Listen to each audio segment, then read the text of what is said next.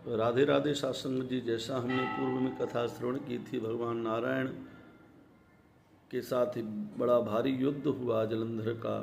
अंत में भगवान नारायण ने कहा, तू हमारा साला लगता है, रिश्तेदार है, इसलिए तो युद्ध करना मेरे साथ ठीक नहीं। तो जलंधर ने कहा, आप लक्ष्मी के साथ, मेरी बहन के साथ मेरे यहाँ पर रह जाएं।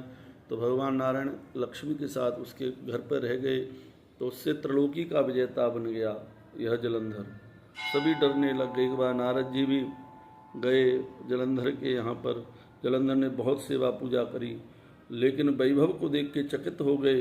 फिर कहा, हे जलंधर, वैसे तो मैं तेरी समस्त आज विजेता है तू त्रिलोकी पर, वैभव को देख के बहुत प्रसन्न हूँ, लेकिन परंतु, उसने कहा परंतु क्या?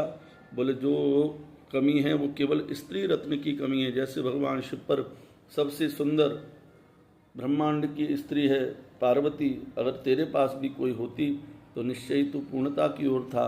कामज्वर से पीड़ित हो गया। नारद जी के जाने के बाद राहु को भेजा भगवान शिव के पास, इस पार्वती को हमें प्रदान कर दो।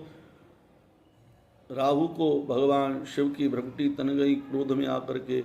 उसी समय एक कीर्तिमुख नाम का गण प्रकट हो गया और वो खाना चाहता है। राहु भगवान शिव की शरण में गया, भगवान ने उसको पकड़ करके बर्बर देश में फेंक दिया। तब कीर्तिमुख ने कहा, अब मुझे क्या आज्ञा है, मैं भूखा हूँ। तब भगवान ने कहा, अपना शरीर खा ले, हाथ पैर खा ले, धड़ खा ले। भगवान की आज्ञा का पालन किया। बोले अब क्या करूँ? बोले तेने मेरी आज्ञा का पालन किया है, इसलिए मैं बहुत प्रसन्न हूँ। मैं तुझको वरदान देता हूँ, जो कोई भी मेरे पूजन से भी पहले मेरे द्वार पर, शिवालय के द्वार पर जो पूजन करेगा वो तेरा पूजन होगा और उसके मनोरथ सिद्ध हो जाएंगे। इसलिए कीर्तिमुख का भगवान शिव के द्वार पर पूजन करना चाहिए। साथियों, आगे की कथा में भगवान शिव के साथ बड़ा भारी युद्ध हुआ। जब जीत नहीं सका तो गंधर्व माया रची, गंधर्व प्रकट हुए। भगवान शिव ने उसके कारण से भगवान भी माया में फंस गए। इसने उसका लाभ उठा करके भगवान शिव का रूप धारण करके कैलाश पर पार्वती माँ के समक्ष पहुँचा।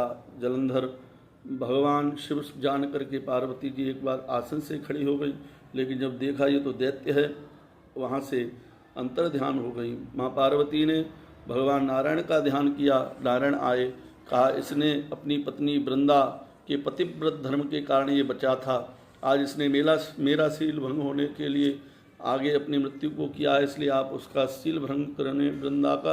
और उसी कारण से आगे की कथा श्रवण करने के लिए आगे का पाठ देखें। धन्यवाद। राधे राधे।